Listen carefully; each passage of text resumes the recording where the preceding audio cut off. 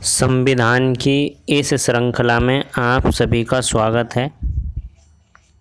आज का हमारा जो विषय है वह है संविधान का भाग 1 और संविधान के भाग 1 के अंतर्गत आज हम पढ़ेंगे भाग 1 है संविधान का और संविधान का भाग 1 है।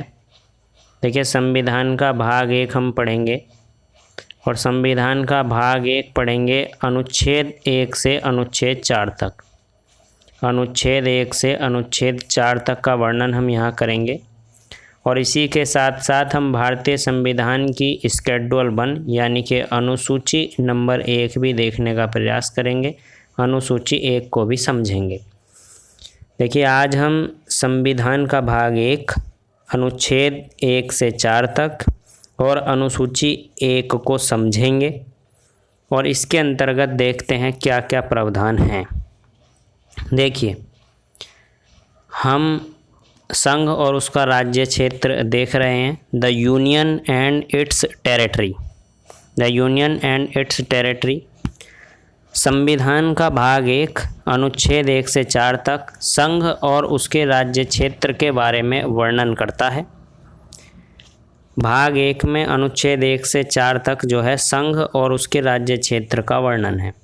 अब हम पढ़ते हैं कि भारतीय संविधान के अनुच्छेद 1 में क्या कहा गया है। देखिए, भारतीय संविधान का जो अनुच्छेद 1 है, आर्टिकल नंबर 1, इसमें कहा गया है कि भारत राज्यों का एक संघ है, यानी कि भारत जो है वो राज्यों का एक यूनियन है, राज्यों का एक संघ है, जिसके अंतर्गत बहुत सारे राज्य हैं और उन सब का कमांड करने के लिए भारत एक संघ के रूप में है। देखिए, यहाँ कुछ बातें हमें समझनी है कि भारत जो है वो राज्यों का संघ है, उसका जो बेस है वो बेस क्या है। देखिए, भारतीय संघ में जो राज्यों का विलय है या भारतीय संघ के अंतर्गत जितने भी राज्य हैं वो किसी समझौते के आधार पर नहीं हैं, वो किसी समझौते का परिणाम नहीं है। इसलिए इन राज्यों को भारत के संघ से यानी कि भारत से अलग होने का भी अधिकार नहीं है। देखिए, भारत के वर्तमान 28 राज्य और 8 केंद्र शासित प्रदेश, इनमें से किसी भी राज्य को भारत संघ से अलग होने का अधिकार नहीं है। ये चाह कर के भी भारतीय संघ से अलग नहीं हो सकते। दूसरा प्रश्न ये उठता है कि भारत में इन राज्यों को बनाया क्यों जाता है, राज्य बनाए क्यों जाते हैं। तो देखिए, राज्य जो बनाए जाते हैं ये बनाए जाते हैं प्रशासनिक सुविधाओं के लिए, जिससे प्रशासन चलाने में सुविधा हो। प्रशासनिक सुविधाओं के लिए देश को राज्यों में बांट लिया जाता है और देश के अंदर राज्य बना दिए जाते हैं, जिससे प्रशासन चलाने में आसानी हो और प्रशासनिक सुविधाएं प्राप्त हो सकें। देखिए, कोई राज्य स्वतंत्र नहीं हो सकता भारतीय संघ से।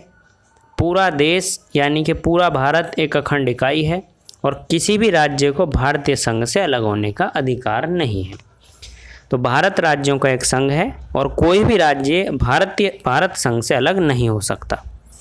अब हम देखते हैं अनुसूची 1। देखिए, अनुसूची 1 में क्या कहा गया है। अनुसूची 1 को देखिए। देखिए, अनुसूची 1 में कहा गया है कि भारत राज्यों का एक संघ है जिसमें वर्तमान में 28 राज्य और 8 केंद्र शासित प्रदेश हैं। ये अनुसूची 1 में कहा गया है। भारत के राज्यों और उसके राज्य क्षेत्रों को विनिर्दिष्ट करता है अनुसूची नंबर 1।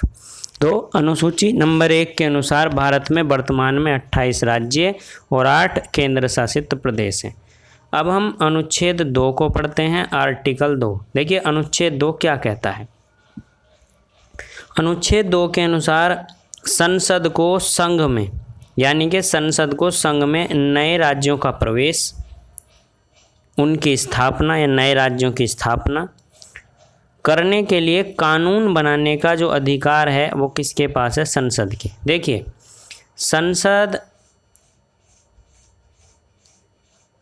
संसद किसी भी राज्य के गठन के लिए, अगर कोई नया राज्य बनाना है या किसी राज्य को कोई परिवर्तन करना है तो उसके संबंध में जो विधि बनाने की, कानून बनाने की अथॉरिटी है वह किसके पास है? वह है संसद के पास। संसद को संघ में नए राज्यों का प्रवेश और उनकी स्थापना, नए राज्यों की स्थापना करने के संबंध में विधि बनाने का अधिकार संसद के पास है। नए राज्यों का गठन करना, वर्तमान राज्यों के क्षेत्र में परिवर्तन करना, उनके सीमाओं में परिवर्तन करना, राज्यों के नाम में परिवर्तन करना, ये सारी शक्तियां संसद को प्राप्त हैं। देखिए, संसद किसी भी संघ में, मतलब भारतीय संघ में, भारतीय संघ में नए राज्यों का प्रवेश के लिए कानून बना सकती है, नए राज्यों की स्थापना के लिए कानून बना सकती है, नए राज्यों का गठन कर सकती है, वर्तमान राज्यों के क्षेत्रों में परिवर्तन, उनकी बाउंड्रीज में परिवर्तन, उनके नाम में परिवर्तन, और ये सारे परिवर्तन कर सकती है संसद।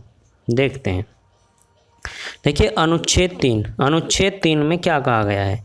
अनुच्छेद 3 में ये कहा गया है कि संसद साधारण बहुमत से, ध्यान देंगे, संसद साधारण बहुमत से किसी नए राज्य का गठन, किसी वर्तमान राज्य क्षेत्र की सीमा में परिवर्तन या नाम में परिवर्तन कर सकती है।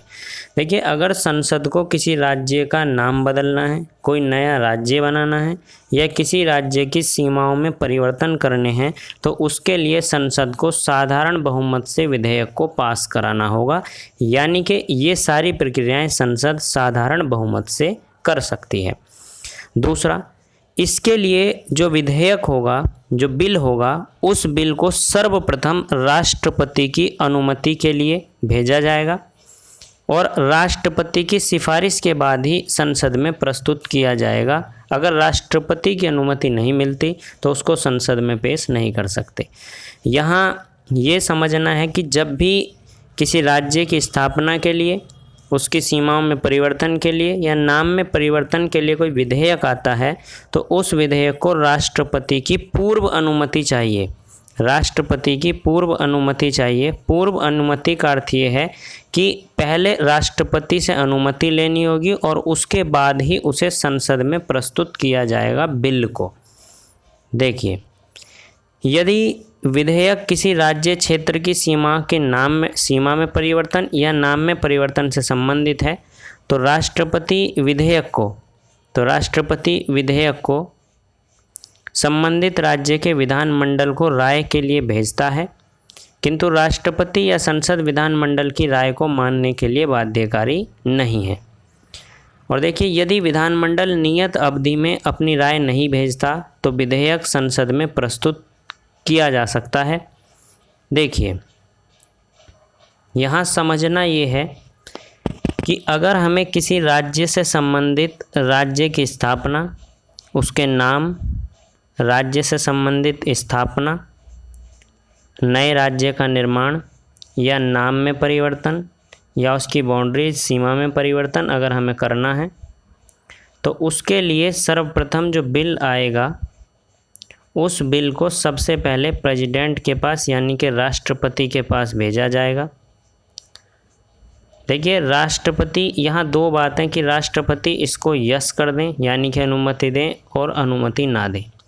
अगर राष्ट्रपति महोदय ने अनुमति नहीं दी तो ये बिल यहीं फेल हो जाएगा, और अगर अनुमति मिल गई तो इस बिल को अनुमति मिलने के बाद